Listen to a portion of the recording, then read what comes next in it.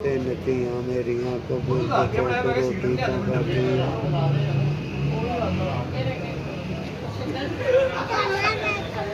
ये ना खाना थी है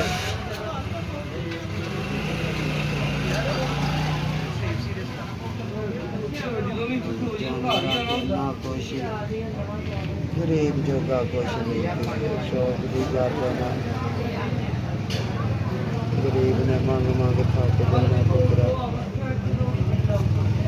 मोला बुरा वक़्त ना लिया किसी के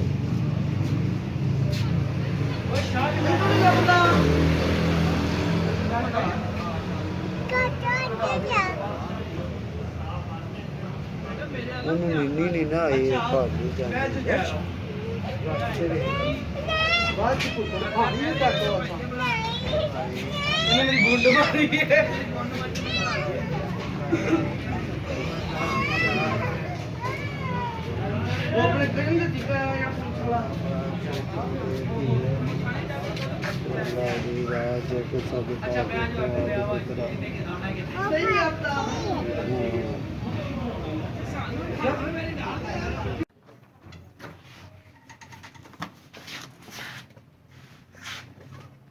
जी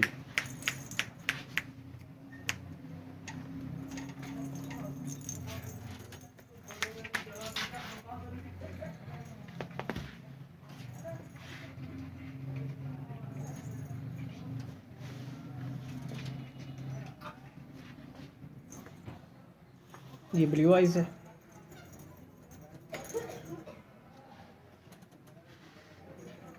ये हेजल आइज है जिसे गोल्डन आइज भी कहते हैं। ये ग्रे आइज है,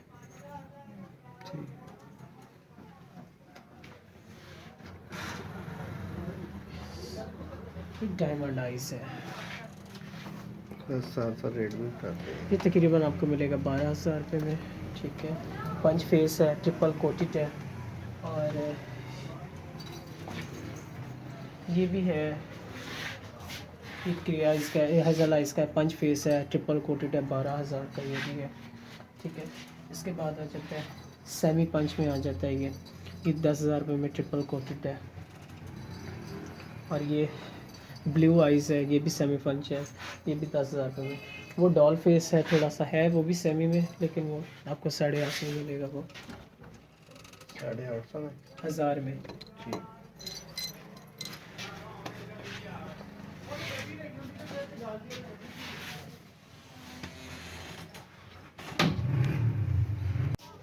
जी